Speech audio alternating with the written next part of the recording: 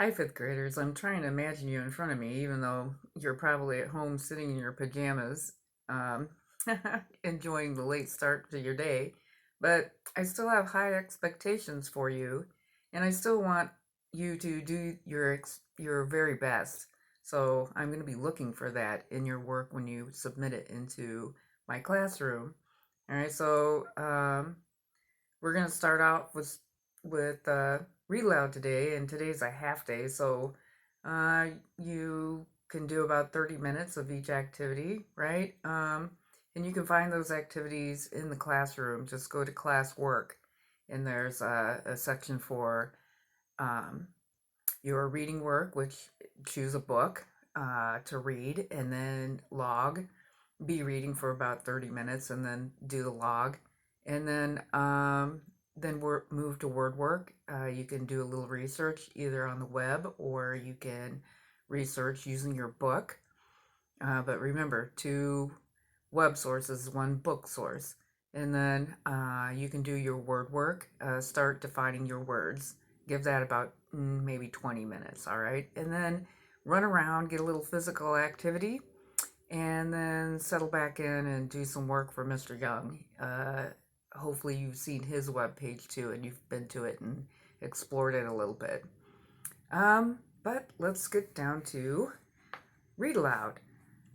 So let's get started. When we left off, Susanna, she had noticed that her brother was not part of the casualty list, although she did find out that a boy that had liked her, Thomas, had been killed, and she could not bring it to herself to let Thomas's mother know that he had died in action.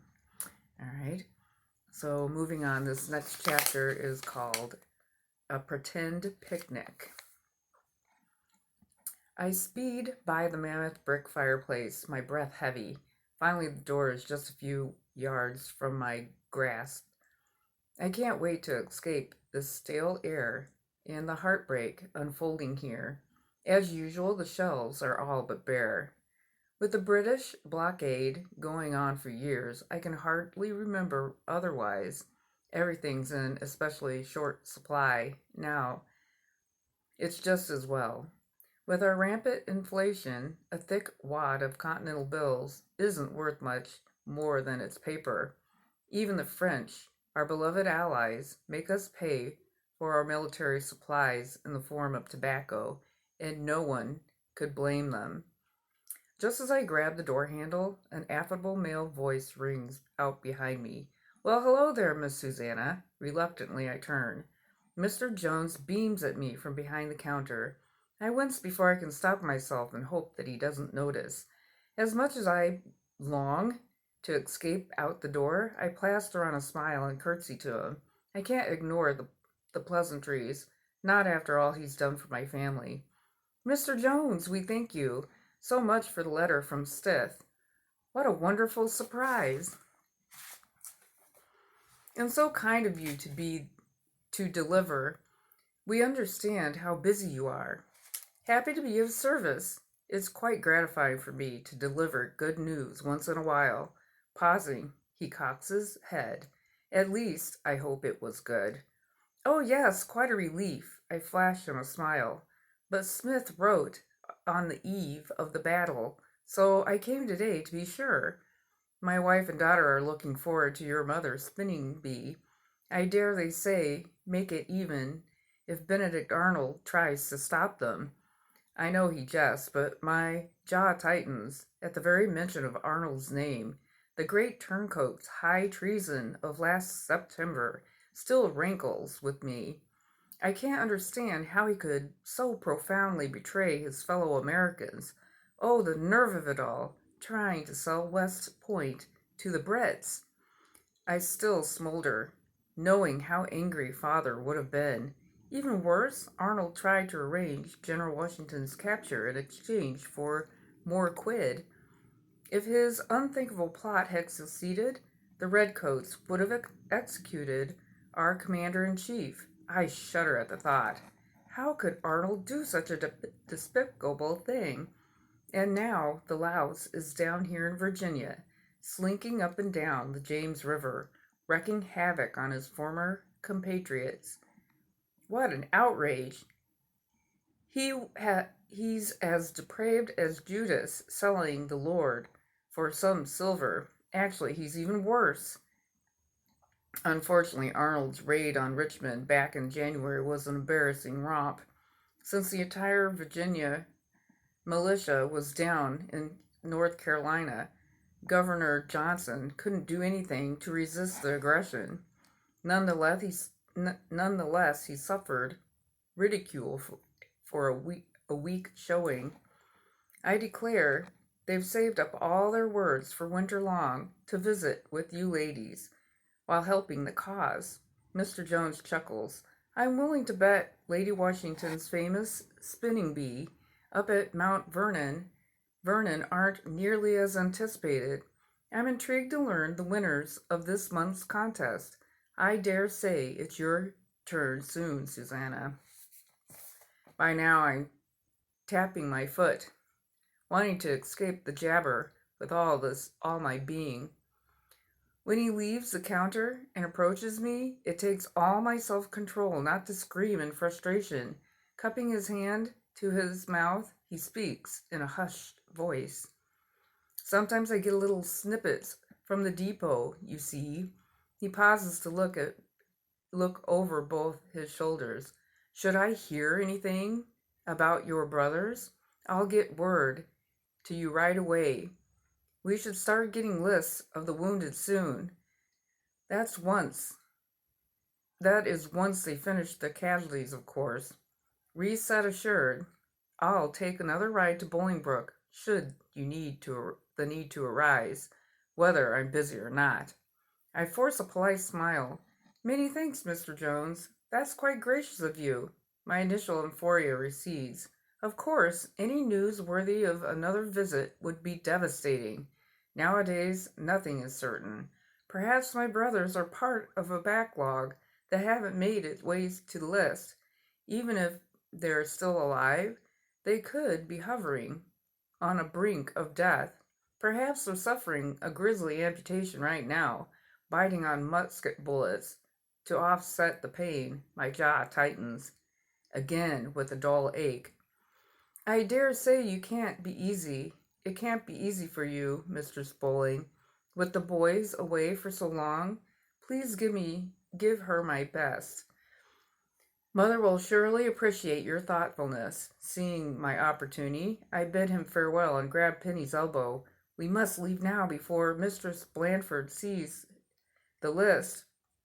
Letting the door slam behind us, I set out at the first trot towards the hitching post. 2 paces behind, Penny murmurs, Miss Susanna, if the boys are all right, why are we hurrying away from her? She gasps, and her face freezes. You seen Mr. Joseph up there? Ain't that right? All I can do is nod. Then words burst out of my mouth like bullets. It's cruel and selfish, I know, but I couldn't tell her. I just couldn't. Not after she and Joseph wanted to marry me. She said Joseph wanted to marry me. I just couldn't stand the shock of it all. I couldn't bear to see her pain. I lowered my head. I'll pay my respects later, of course. Penny stops moving mid-step. Miss Susanna, what you saying?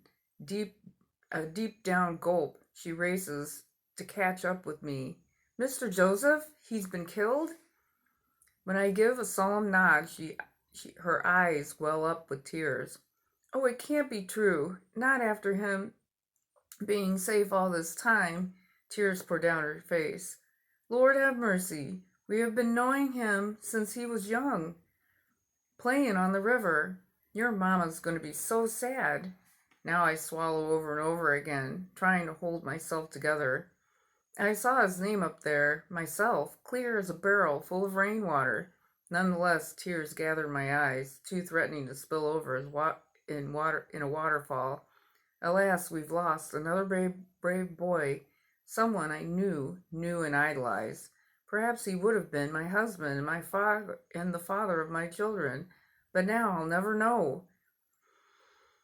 This ghastly war creates nothing but heartache for everyone it touches, and somehow its malicious tentacles manage to reach everyone. As we pass by Mitchell's tavern, a group of men are engaged in a heated discussion. Most stand with a cane or crutches. It's the unfortunate norm for the men here at home. They're either too old to fight or maimed from battle. Intrigued, I cock my head and raise a brow to Penny to see as she dries her eyes on her apron. Surely they're discussing the war. They have to be. After all, there's nothing else to talk about. It's dominated every aspect of our lives for years now. Perhaps they have news. I'm determined to find out. Like Governor Johnson once said, knowledge is power. I survey the sun shining overhead and announce, I'm famished. How about a picnic right here? It's close to noon after all. Then I vow to head home right afterwards and face Mother with the dreadful news. Penny points to a grassy area. Yes, this sure does look like a mighty fine spot. She sets off, calling back over her shoulder with a pointed look. Don't you worry about nothing, Miss Susanna. Please do take your rest. I'll fetch the basket. I seat myself on the grass and pretend to wait for Penny with our non-existent basket. A few disinterested glances wash over me, and I catch a few glares out of the corner of my eye. Soon enough, though, they dismiss me. For the first time in my life, the presumption that I'm a single-minded girl delights me to no end. I am right where I want to be without an iota of suspicion, not yet anyway. Keeping my head down, I poke a stick with dirt, setting up the grid to play knots and crosses. Like just about everything these days, it stirs a bittersweet memory of Stith. He always X and I was O. Of course, I lost every game until I learned to take the corners first. These days, I'd give anything to wallop him and boast about it for days. An older gentleman's voice rang out. Right away, I recognized Mr. Billingham, a cantankerous crony of father's. Well, I'll be. Now even more of our boys are gone forever. Hang this blasted revolution. What a godforsaken waste of our flesh, of our youth. He wags his head. Tisk, tisk. How much does this liberty nonsense matter if none of our boys survive the war to enjoy it? I flinch, but still can't stop hanging on its every word. His rant continues as anger becomes explosive. Will these casualty lists ever stop coming?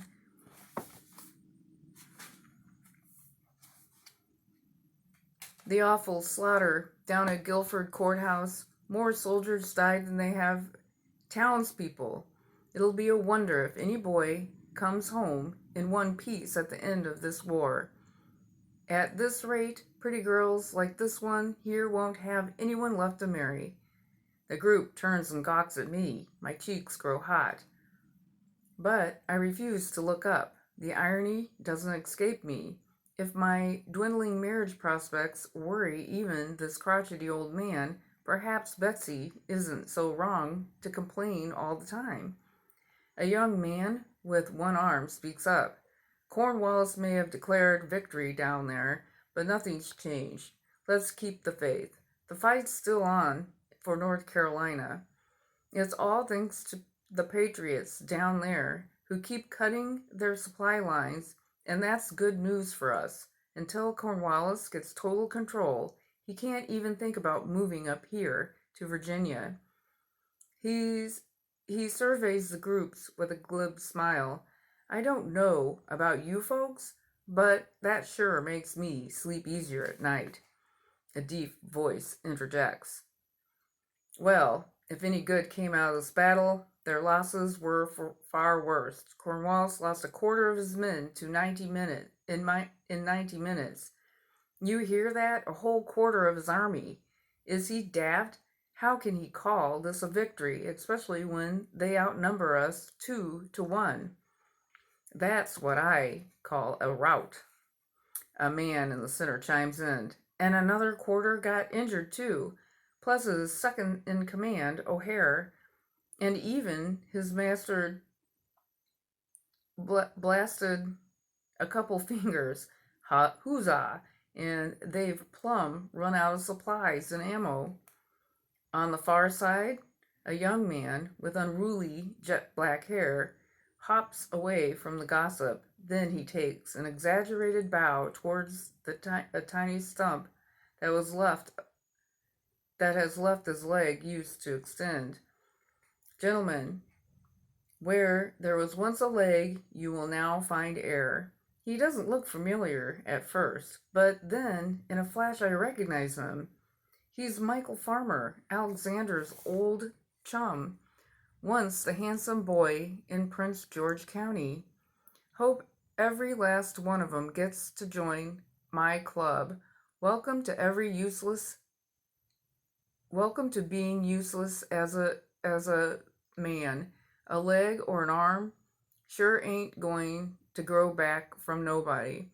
That silly king of theirs can issue all the infernal proclamation he wants.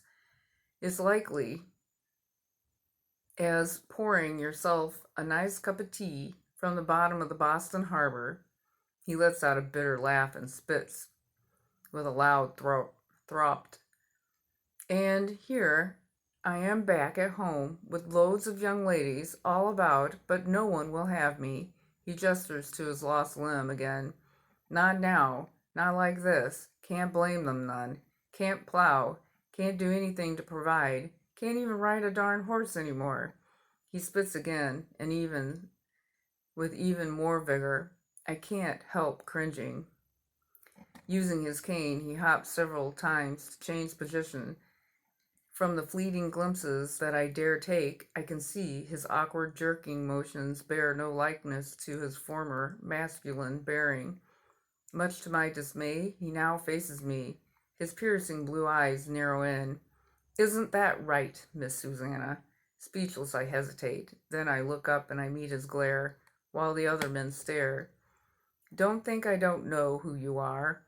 You're Alexander's baby sis, and one who was always begging for piggyback rides. With considerable effort, he hopples over. Up close, he looks a fright.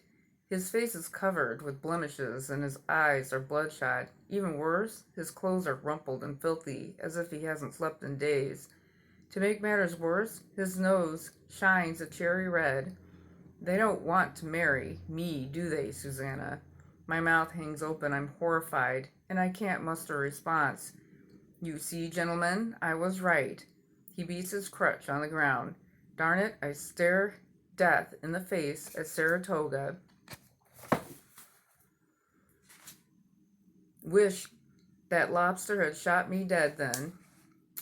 We'd all be better off. There's no point in living half a life. An uncomfortable pall falls over the hushed group. I'm appalled. I sit frozen, holding my breath and wanting to vanish. Mr. Billingham storms over to me and shakes a fleshy finger at my face. Come to think of it, Missy maid of yours has been gone for an awful long time. You'd better get a handle on her and not let her wander away unattended. It just don't look right. If she doesn't return and join the enemy, you'll outright spoil her rotten. I reckon you've heard more talk than you can understand for a day. Run along now, young lady, while we men concentrate on the important matters of politics. Although tempted to fire off a saucy retort, I hold my tongue. Above all else, I don't want my unladylike actions reported back to my mother. With my cheeks burning, I take my time, standing up, dusting off my gown. Then I force myself to amble off at a leisurely pace, with my chin held high. To save the smidgen of pride I have left, I pretend he hasn't just run me off. And yes, Michael Farmer was indeed correct. No, I don't want to marry him. Not anyone anymore. While I once admired everything about him, all the remains of a smattering of pity outweighed by the heaping dose of revulsion. For that recipe, a wave of shame washes over me. But for now, I must get home to mother and give her the good news, and then I will break her heart. So again, the war has its casualties, and the American Revolution is still in battle.